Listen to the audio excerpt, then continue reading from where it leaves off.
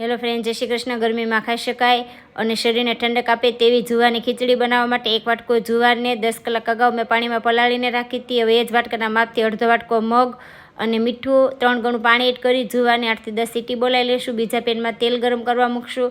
તો ખડા મસાલા અને લસણના ટુકડા અને મરચી લીધા છે. તેલ ગરમ થાય એટલે રાઈ, જીરું, ખડા મસાલા એડ કરશું.